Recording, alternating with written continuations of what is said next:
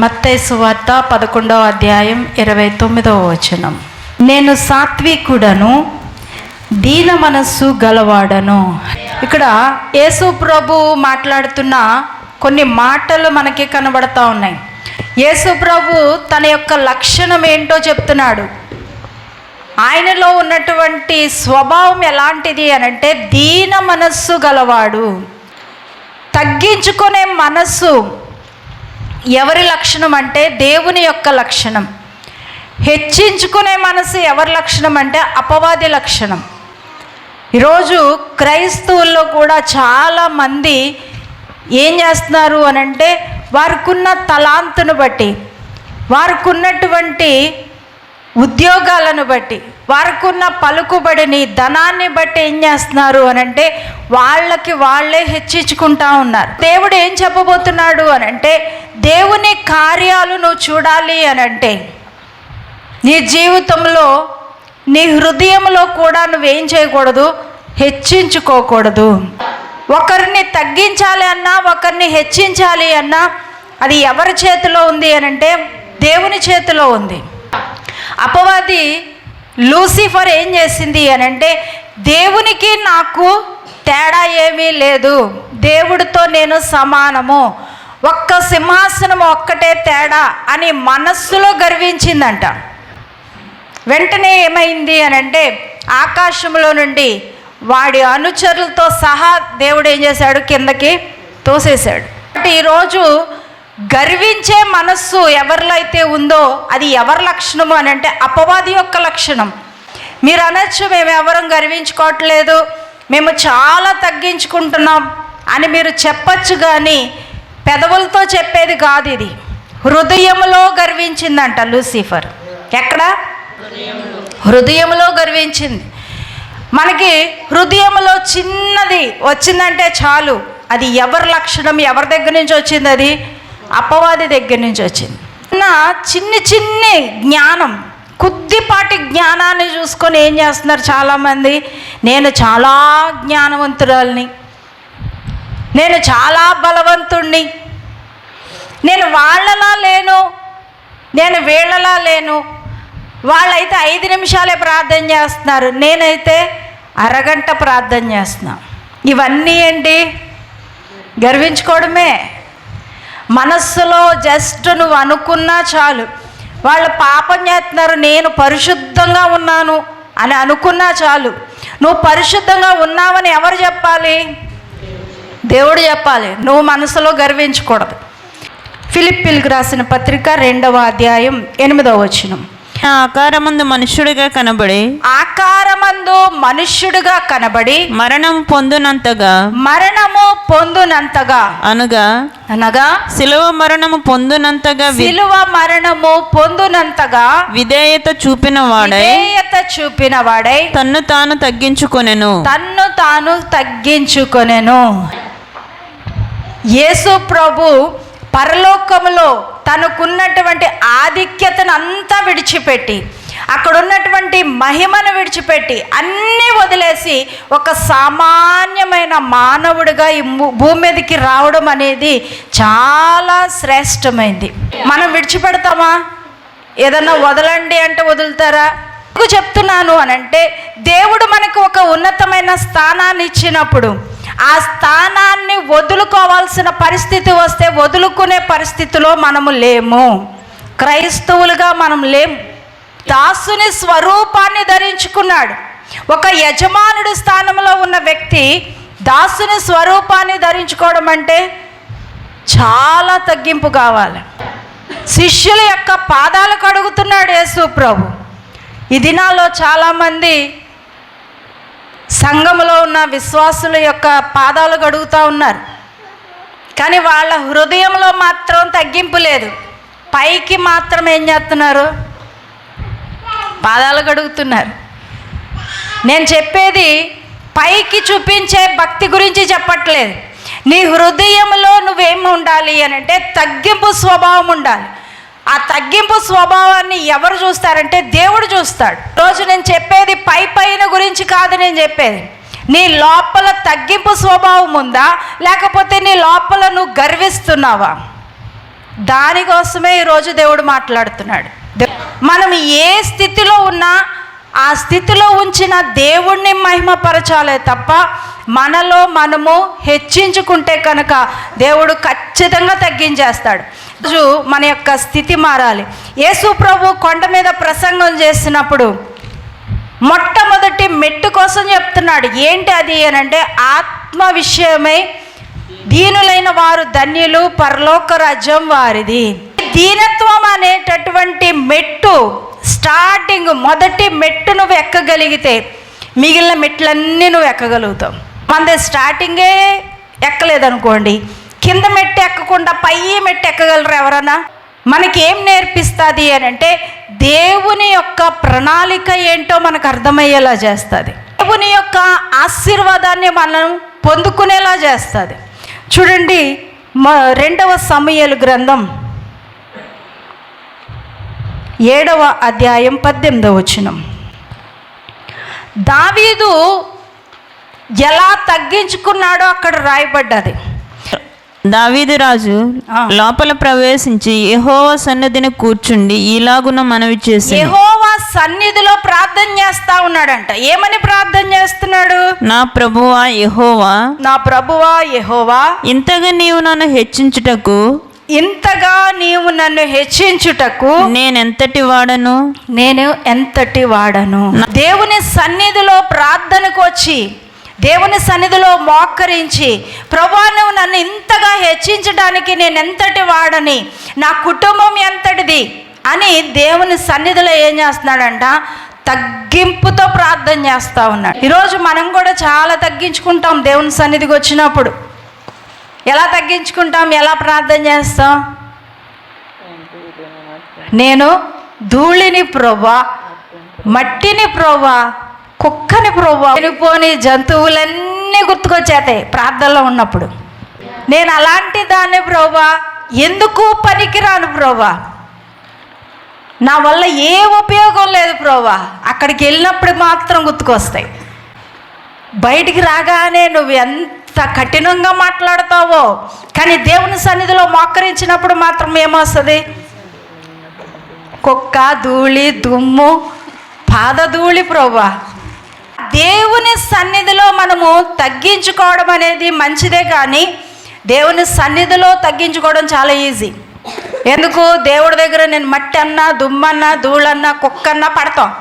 అదే పక్కన ఉన్న వాళ్ళు అంటే ఊరుకుంటావా? ఇప్పుడు నేను మిమ్మల్ని అందరినీ కుక్క అన్నాను అనుకో, మీరు ఊరుకుంటారా? కత్తులు వేసుకొచ్చేస్తారు.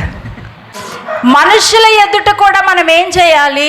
ఖచ్చితంగా తగ్గించుకోవాలి. చూడండి, 1 సమూయేలు గ్రంథం 24వ అధ్యాయం 14వ వచనం. అక్కడ సౌలు ఎదుట దావీదు అంటున్నటువంటి మాటలు రాయబడ్డాయి. ఏమంటున్నాడు? నేను చచ్చిన కుక్కని, నేను నల్లిని అంటున్నాడు. మనుషుల ఎదుట మనం ఏం చేయాలి? తగ్గించుకోవాలి. దేవుని సన్నిధిలో మాత్రమే కాదు, మనుషుల ఎదుట కూడా నువ్వు తగ్గించుకున్నప్పుడు నీ యొక్క తగ్గింపు స్వభావం ఏంటో కనబడుతుంది. సన్నిధిలోనేమో నేను ధూళి, దుమ్ము అని, పక్కనున్న పక్కింటోళ్ళ దగ్గరికి వెళ్ళి నేను ఎవరినో తెలుసా, నేను నోరిప్పానంటే ఎందుకు పనికిరావు. అక్కడే అర్థమైపోయింది నువ్వెంత తగ్గించుకుంటున్నావు. ఈరోజు శత్రువుల ఎదుట సౌలు దావీదుకి శత్రువుగా ఉన్నాడు. శత్రువు ఎదుట నిలబడి ఏమంటున్నాడు దావీదు? నేను చచ్చిన కుక్కని. అలా అంటే శత్రువుకి ఎలా ఉంటుందో చెప్పండి. మన ఎదురుగుండా ఎవరైనా మనకి వ్యతిరేకంగా మాట్లాడేవాళ్ళు, మన గురించి చెడ్డగా మాట్లాడేవాళ్ళు వచ్చి నిలబడ్డారనుకో, నువ్వు వెళ్ళి తగ్గించుకొని నేను చచ్చిన కుక్కని, నేను ఎందుకు పనికిరాను అని అన్నావనికి ఎలా ఉంటుంది? ఆ ఎదుటోడికి ఎలా ఉంటుంది? నీ సంగతి తర్వాత ఫస్ట్ నీ శత్రువుకి ఎలా ఉంటుంది చెప్పండి? మామూలుగా ఉండదు. ఆడు కాళ్ళు ఎగరేస్తాడు. అబ్బా ఇది నా ముందేం చేసింది, కుక్క అనుకుంటుంది. నిజమే, నువ్వు కుక్కవే. వెంటనే ఆడేం చేస్తాడు? 4 మాటలు అంటాడు కదా. మనం ఒక్క ఇంచు కిందకి తగ్గామా ఆడు 10 ఇంచులు పైకి లెగుస్తాడు. ఆ విషయం దావీదుకి తెలుసు. సౌలు శత్రువుగా ఉన్నాడు, అయినా కానీ దావీదు ఏమంటున్నాడు తెలుసా? నువ్వు నన్ను ఇంతగా తరమడానికి నేను ఎవరిరా బాబు, నేను చచ్చిపోయిన కుక్కని, నేను నల్లిని అంటున్నాడు. నిజంగానే చచ్చిన కుక్క అంటారా దావీదు? సింహాల నోళ్ళు చీల్చినోడు, ఎలుగుబంటిని చంపినోడు దావీదు. మామూలోడు కాదు దావీదు, చాలా బలవంతుడు. అంత బలవంతుడు కాబట్టే రాజ్యాన్ని ఎక్కడ తీసేసుకుంటాడో అన్న భయంతో ఏం చేస్తున్నాడు, సౌలు తరుముతా ఉన్నాడు. కానీ దావీదు చూడండి ఎలా తగ్గించుకుంటున్నాడు.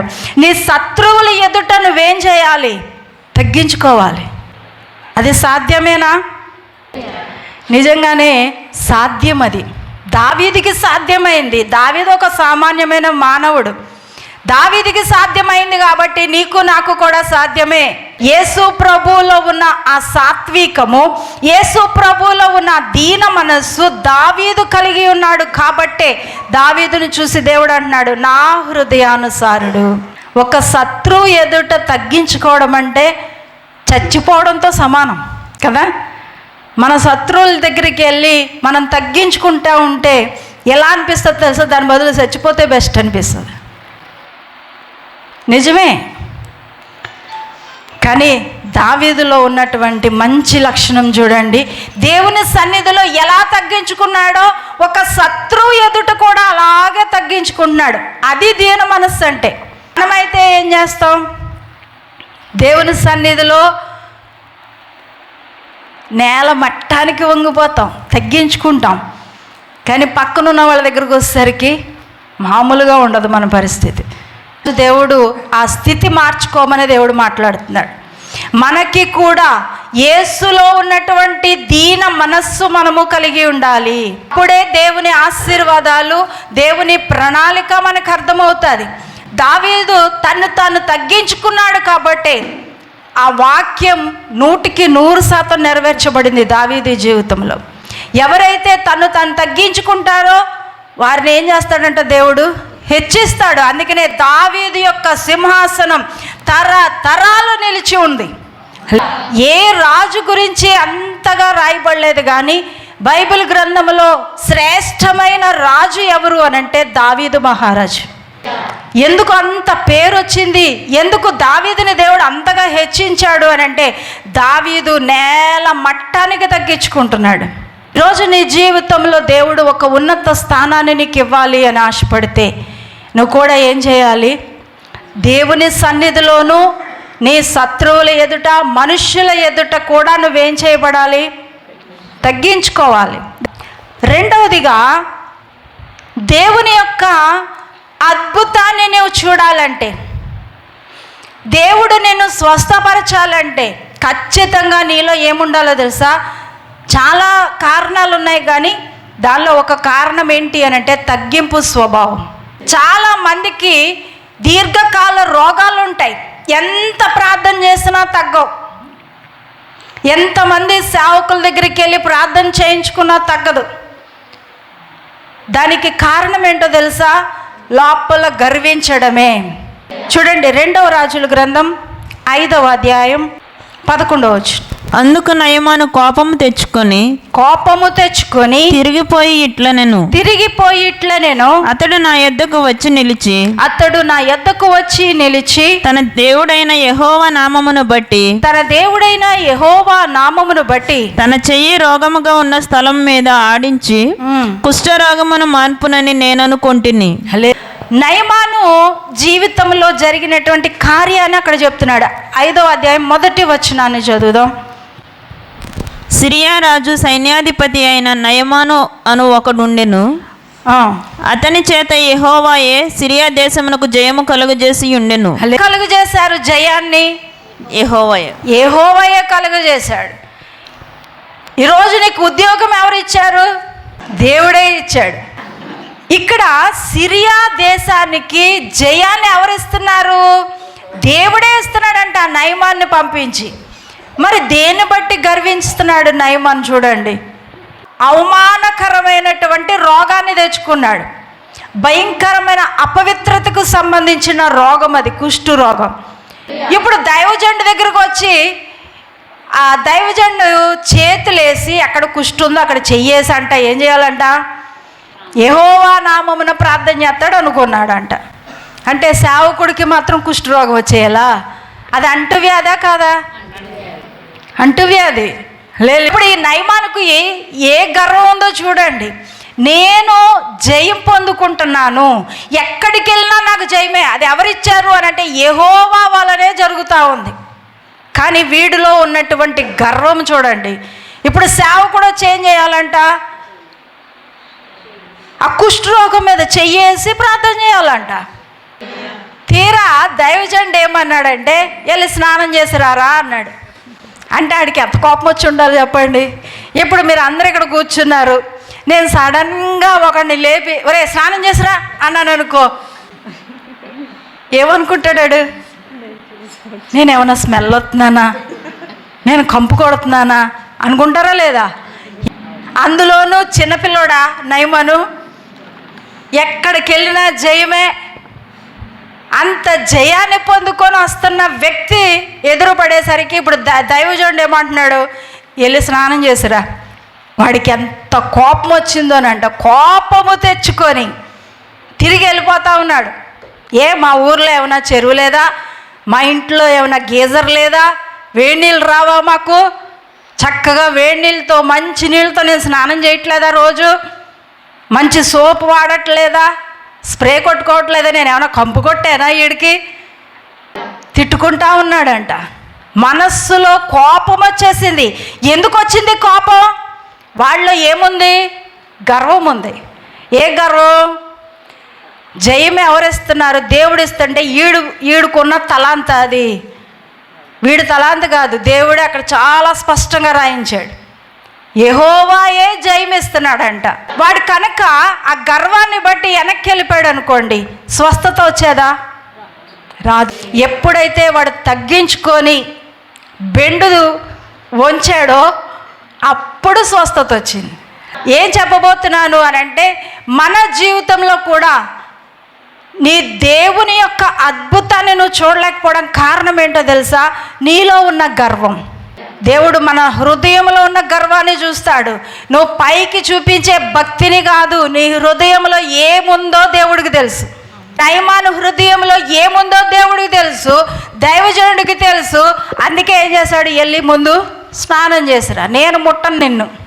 నీకే దేవుడు చూడండి ఎంత చక్కగా ప్రవర్తిస్తున్నాడో, ఎంత చక్కగా వ్యవహరిస్తున్నాడో చూడండి.